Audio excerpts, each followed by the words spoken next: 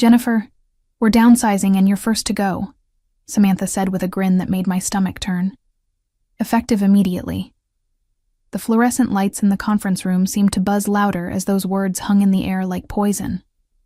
I sat there for a moment, processing what had just happened, while my colleagues around the table avoided eye contact. After 14 years of dedicated service to Westbrook Dynamics, this was how it ended. "My name is Jennifer Calloway. I'm 46 years old, and until this morning, I was the senior account manager at Westbrook Dynamics in Charlotte, North Carolina. For the past 14 years, I had poured my heart and soul into this company, managing some of our largest corporate accounts and building relationships that went far beyond simple business transactions. I wasn't the flashiest employee. I didn't play office politics, and I certainly didn't kiss up to management. But I was reliable, consistent, and deeply respected by everyone who mattered. Our clients. When Samantha Kerr took over as our new department head 6 months ago, I knew trouble was brewing. She was one of those people who confused being loud with being effective, who thought that shaking things up was automatically an improvement. During her first week, she made it clear that she wanted to revolutionize our approach to client relations. She scheduled unnecessary meetings, implemented new tracking systems that nobody asked for, and constantly questioned methods that had been working perfectly for years. "I think we need to inject some fresh energy into this department," she had announced during one of her endless staff meetings. "Some of these account relationships have gotten a little too comfortable, a little too personal. We need to maintain professional distance." I remember thinking at the time how wrong she was, but I held my tongue. In my experience, business relationships built on genuine trust and personal connection were the strongest foundation a company could have. But Samantha saw things differently. She viewed my long-standing relationships with our key clients as a threat to her authority, rather than an asset to the company. She didn't understand that when David Chen from Solar Tech Industries called me directly, instead of going through the main switchboard, it wasn't because I was overstepping boundaries. It was because we had built a relationship based on 14 years of mutual respect and successful collaboration. As I sat in that cold conference room, watching Samantha's satisfied expression, I realized that this moment had been inevitable from the day she walked through our doors. She had been looking for a reason to get rid of me, and the convenient excuse of company downsizing had finally given her the ammunition she needed. What she didn't realize was that she had just made the biggest mistake of her professional career. Looking back, I should have seen the signs earlier. The way Samantha would interrupt my client calls, insisting on being included in conversations that had been perfectly fine without management oversight for years. The way she scrutinized every expense report I submitted, questioning lunch meetings that had been standard practice since before she was even out of college. The way she would make snide comments about old-school approaches during team meetings, always looking directly at me when she said it. My relationship with Westbrook Dynamics hadn't always been this complicated. When I started here 14 years ago, fresh out of a nasty divorce and desperately needing stability for my 2 young children, the company felt like a lifeline. My previous boss, Robert Harrison, had taken a chance on me despite my limited experience in account management. "Jennifer," he had told me during my interview, "I can teach someone the technical aspects of this job, but I can't teach genuine care for people. You have that quality, and that's what makes great account managers." He was right. Over the years, I had developed relationships with our clients that went far beyond the typical vendor-customer dynamic. When Thomas Reed from Grandstone Manufacturing was going through his father's illness, I was the one who helped coordinate delivery schedules around his family obligations. When Patricia Vance from Emerald Marketing was launching her new division, I worked overtime to ensure her project timeline was met, even when it meant sacrificing my own weekend plans. When Michael Torres from Nexus Development was celebrating his daughter's graduation, I was the one who remembered to ask about it during our quarterly review meeting. These weren't just business relationships. They were human connections built on years of trust, reliability, and genuine concern for each other's success. My clients didn't just work with Westbrook Dynamics because of our competitive pricing or our service offerings. They worked with us because they knew that when they called, they would get someone who understood their business, remembered their challenges, and cared about their outcomes. But Samantha saw all of this as unprofessional. During one particularly uncomfortable meeting 3 weeks ago, she had pulled me aside and said, "Jennifer, I need you to understand that our clients are paying for a service, not a friendship. I think you've gotten a little too emotionally invested in these relationships." I had bitten my tongue then, but I should have known that was her way of building a case against me. The irony wasn't lost on me, that while Samantha was criticizing my emotional investment, our department consistently outperformed every other division in the company. Our client retention rate was 94%, our average contract value had increased by 30% over the past 3 years, and our customer satisfaction scores were consistently the highest in the industry. But none of that seemed to matter to someone who was more interested in asserting her authority than understanding what actually made the business successful. The final nail in my coffin came 2 weeks before that fateful Monday meeting, during what should have been a routine client review. Patricia Vance from Emerald Marketing had called me directly, as she always did, to discuss some concerns about a project timeline. It was a simple conversation, the kind I had handled hundreds of times before.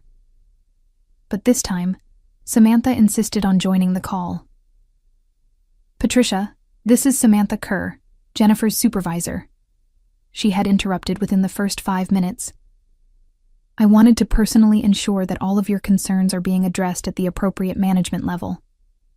The tone she used was condescending, both to Patricia and to me. I watched helplessly as the conversation grew increasingly tense, with Patricia clearly uncomfortable with Samantha's aggressive approach to what should have been a collaborative discussion. After we hung up, Patricia sent me a private email that I'll never forget. "Jennifer, I've been working with you for 8 years, and I've never had to deal with someone speaking to me like I'm a problem to be solved rather than a partner to be supported. Is this the new direction for Westbrook Dynamics? Because if it is, we need to have some serious conversations about our future together." I forwarded that email to Samantha, thinking it might help her understand the damage her approach was causing. Instead, she called me into her office and accused me of undermining her authority and encouraging client complaints. That's when I realized that no matter how professionally I handled the situation, no matter how much I tried to work within her new system, she had already decided that I was the problem. The downsizing announcement, when it finally came, felt almost like a relief. Not because I wanted to leave. I loved my job and was proud of what I had built here, but because it meant the uncertainty was finally over. Samantha had been looking for a reason to get rid of me, and she had finally found her excuse. "We need to streamline our operations and eliminate redundancies," she explained to the room full of shocked faces. "Jennifer's position, while valuable in the past, doesn't align with our new strategic direction." The way she said it, with that satisfied smile, made it clear that this wasn't about company efficiency. This was personal. As I packed my belongings that afternoon, my colleagues kept stopping by my desk to express their disbelief and anger. "This is insane," my teammate David whispered. "You're the backbone of this department. How can they think this is a good idea?" But I just smiled and thanked him for his support. I had learned a long time ago that burning bridges rarely led to anywhere productive. What Samantha didn't know, what she couldn't have known because she had never taken the time to understand the foundation of our business, was that she had just triggered a chain reaction that would reshape the entire company. My relationships with our clients weren't just professional courtesies. They were the invisible threads that held our most valuable partnerships together. I spent Monday evening at home, sitting on my porch with a glass of wine, watching the sunset paint the Charlotte skyline in shades of orange and pink. For the first time in months, I felt a strange sense of peace. The constant tension of walking on eggshells around Samantha was gone, replaced by an odd combination of uncertainty and liberation. My phone had been buzzing all afternoon with messages from former colleagues expressing their outrage, but I had turned it off around dinner time. I needed space to think. By Tuesday morning, my phone was exploding with notifications. I had 17 missed calls, 43 text messages, and 67 emails. My first thought was that something had happened to one of my children, so I quickly scrolled through the messages with growing confusion.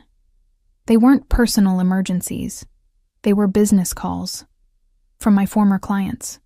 The first voicemail was from Thomas Reed at Grandstone Manufacturing, and his voice was tight with barely controlled anger.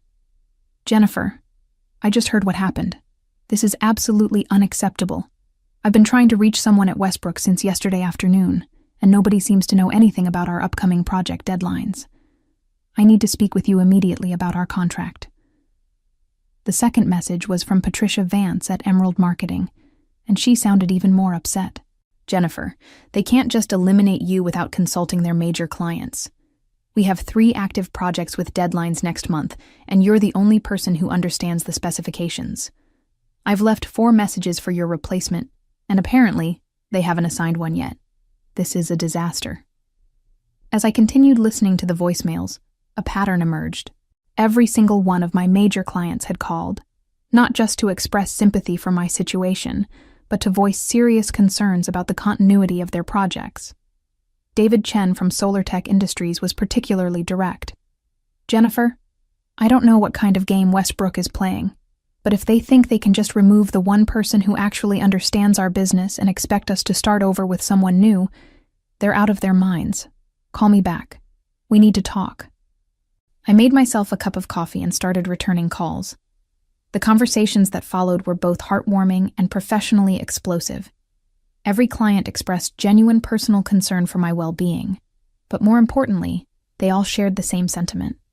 They had been working with Jennifer Calloway, not just Westbrook Dynamics, and my sudden removal felt like a betrayal of their business relationship. "Jennifer," Patricia said when I called her back, "I want you to understand something. When we signed our contract with Westbrook 3 years ago, it was because of you. Yes, your company had competitive pricing, but what sealed the deal was knowing that we'd have someone who actually cared about our success. If you're not there anymore, then honestly, I'm not sure why we should be either." Michael Torres from Nexus Development was even more blunt. "I've been in this industry for 25 years, he told me. "I've worked with dozens of vendors, and most of them see us as just another account number. You've always treated us like a partner. That's not something you can just replace with whoever they pull from their staff roster." By noon on Tuesday, I had spoken with all 5 of my major clients, and the message was unanimous. They wanted me to know that their loyalty had been to me personally, not just to the company I worked for. Several of them asked if I was planning to land somewhere else soon, because they would be very interested in continuing our business relationship in whatever form that might take. That's when I realized that Samantha had made a catastrophic miscalculation. She had assumed that client relationships were interchangeable, that the value I brought to the company was easily replaceable with someone else who could read from the same scripts and follow the same procedures. She didn't understand that business relationships, particularly in our industry, were built on trust that took years to develop and could be destroyed in an instant. Wednesday morning brought the first wave of formal consequences. I was having breakfast when my phone rang with a call from Patricia Vance, but this time her tone was purely business. "Jennifer, I wanted to let you know that I'm sending a formal letter to Westbrook Dynamics this morning, requesting an immediate meeting to discuss the future of our contract. After yesterday's conversation, my team and I spent the evening reviewing our agreement, and we discovered that there's a clause allowing us to terminate for cause if there are material changes to the service team without our consent." I nearly choked on my coffee. "Patricia, I don't want you to make any decisions that might hurt your business just because of what happened to me. This isn't about loyalty, Jennifer, though I appreciate everything you've done for us over the years. This is about protecting our business interests. We have critical projects launching next quarter, and the institutional knowledge you've built about our operations isn't something that can be transferred in a training session. If Westbrook wants to maintain our partnership, they need to figure out how to get you back involved, whether that's reversing their decision or arranging some kind of consulting agreement." An hour later, David Chen called with similar news. "Jennifer, I'm formally requesting a contract review meeting with Westbrook's senior management. If they can't provide adequate assurance that our project timelines and quality standards will be maintained without you, then SolarTech will need to explore other options. I've already had my team reach out to 3 of your competitors for preliminary discussions." By Thursday, the situation had escalated beyond anything I could have imagined. Thomas Reed from Grandstone Manufacturing didn't just request a meeting. He sent a formal notice of contract termination, effective in 30 days, unless Westbrook could restore the service team configuration that was in place when this agreement was originally executed. His letter was copied to Westbrook's chief executive officer, their general counsel, and the entire board of directors. Michael Torres took a different approach. Instead of threatening termination, he suspended all current projects pending a comprehensive review of service capabilities and personnel changes. This effectively froze over $2 million in active contracts until Westbrook could provide guarantees about project continuity. The most devastating blow came from Patricia Vance on Friday. She didn't just threaten to leave, she actually did it. Her termination letter was short and professional. Due to material changes in account management personnel without client consultation, Emerald Marketing is exercising its right to terminate this agreement effective immediately. We will be transitioning our business to a vendor who can provide the level of personalized service and institutional knowledge that our projects require. That same day, I received a call from someone I hadn't expected to hear from. Robert Harrison, my former boss who had retired 3 years earlier. "Jennifer," he said, "I hope you don't mind, but Patricia Vance called me this morning. She wanted my perspective on the situation at Westbrook. And she also wanted to know if I had any recommendations for alternative vendors." He paused for a moment before continuing. "I told her that the best vendor I could recommend was you, if you were interested in starting your own consulting practice." The idea hadn't occurred to me before, but as Robert explained it, the concept made perfect sense. You have the relationships, you have the expertise, and you have the trust. All you need is the business structure. Patricia indicated that if you were to start your own firm, Emerald Marketing would be very interested in becoming your first client. By the end of that week, I had received similar inquiries from 3 other former clients. What had started as a termination was rapidly becoming the foundation for something entirely new. Monday morning of the following week, I decided to drive past the Westbrook Dynamics building on my way to meet with a business attorney. I wasn't being vindictive. I genuinely wanted to see how the company was handling the crisis that had been building over the past week. What I saw in the parking lot told me everything I needed to know. Samantha's car was there at 7:30 in the morning, along with vehicles belonging to 3 members of the senior management team. Emergency meetings were clearly in session. Later that day, my former colleague David called me with an update that was both shocking and completely predictable. "Jennifer, you need to know what happened this morning." Samantha called an all-hands meeting at 8 a.m., and she looked like she hadn't slept in days. Apparently, the executive team spent the entire weekend in crisis management mode. According to David, the scope of the client relations disaster was even worse than I had realized. In addition to the 3 major accounts that had already terminated or suspended their contracts, 2 other significant clients had requested meetings to reevaluate their vendor relationships. The company was facing the potential loss of nearly 60% of their major account revenue, all within a span of 2 weeks. The best part, David continued, was when Samantha tried to blame the situation on your unprofessional relationship boundaries with clients. She actually suggested that you had somehow manipulated these companies into retaliating against Westbrook. The executive team didn't buy it for a second. Chief Executive Officer William Bradford had apparently asked some very pointed questions about how the department head could have been unaware of the extent to which major client relationships were tied to individual personnel. When Samantha couldn't provide satisfactory answers, he asked for her resignation, effective immediately. "Jennifer," David said, "Bradford specifically asked me to get your contact information. He wants to schedule a meeting to discuss options for bringing you back, possibly with a significant promotion and salary increase."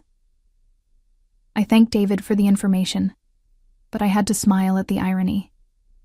2 weeks ago, Samantha had been so confident that I was expendable. Now the entire executive team was scrambling to undo the damage her decision had caused. But the truth was, it was too late for Westbrook Dynamics. Not because I was vindictive, but because the business landscape had already shifted. That afternoon, I met with Patricia Vance and Michael Torres to finalize the terms of my new consulting firm. Callaway Client Relations. Patricia had agreed to provide startup capital in exchange for guaranteed priority service, and Michael had offered to serve as a reference for other potential clients.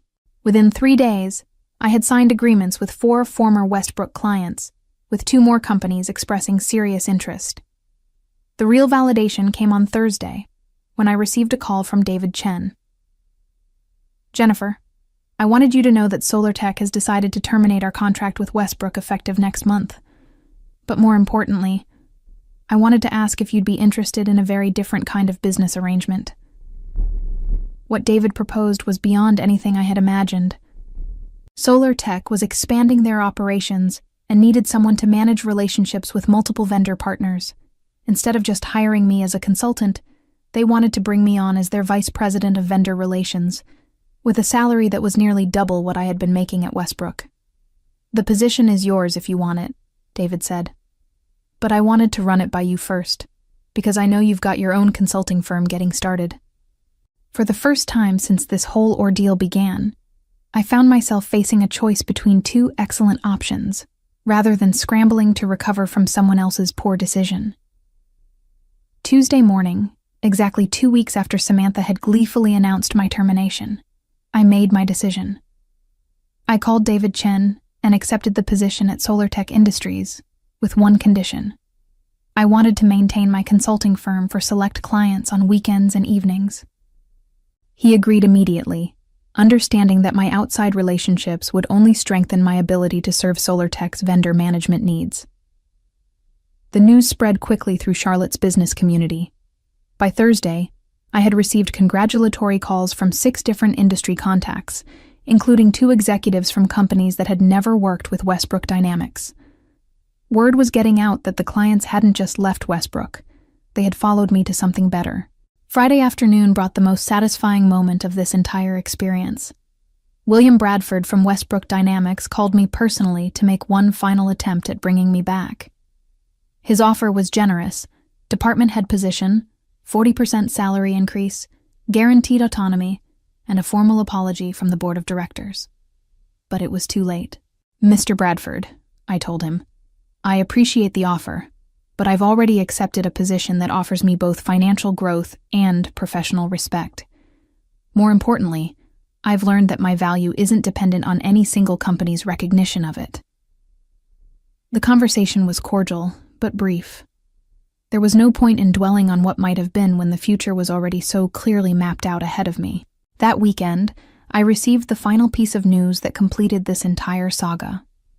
David from my old department called to let me know that Westbrook Dynamics had announced they were closing the Charlotte office and consolidating operations with their facility in Atlanta. The loss of major clients had made the local operation financially unsustainable. "Jennifer," he said, "I hope you know that everyone here understands what really happened. Samantha destroyed in 2 weeks what took you 14 years to build." I felt no satisfaction in Westbrook's downfall, only a quiet sense of vindication that my contributions had been valuable, even if one person had been too blind to see it. 6 months later, I was settling into my new office at SolarTech Industries, looking out at the Charlotte skyline through floor-to-ceiling windows. My title was Vice President of Strategic Partnerships, and my responsibilities had grown far beyond what I had originally been hired to do. David Chen had been right when he predicted that my relationship-building skills would be valuable in multiple areas of their business. Callaway Client Relations had also flourished beyond my expectations. What started as a way to maintain relationships with 4 former clients had expanded into a boutique consulting firm specializing in B2B relationship management. I was working with 12 companies now, and had turned down 6 others because I didn't want to compromise the quality of service by growing too quickly. The most unexpected development came when Patricia Vance recommended me to speak at the Regional Business Leadership Conference about the importance of personal relationships in professional settings. The presentation went so well that I was invited to write an article for Business Excellence magazine about the hidden value of authentic client relationships. 2 weeks ago, I received a LinkedIn message from someone I hadn't heard from in months, Samantha Kerr. She had found a new position with a smaller firm in Raleigh and wanted to congratulate me on my success and clear the air about any past misunderstandings. I read the message twice before deleting it without responding. Some bridges, once burned, weren't worth rebuilding. Yesterday, I had lunch with Robert Harrison, my former boss who had first encouraged me to value relationship building over transaction-focused thinking. "Jennifer," he said over dessert, "I've been watching your career progression with great pride. You've proven that doing the right thing, even when it's not appreciated, eventually leads to recognition from people who matter." Looking back on everything that happened, I realized he was absolutely right. As I sat in my new office, watching the bustling activity of a company that valued what I brought to the table, I understood that Samantha's cruel grin that Monday morning had actually been a gift in disguise. Sometimes the best revenge isn't plotting someone's downfall, it's building something so successful that their betrayal becomes irrelevant to your happiness.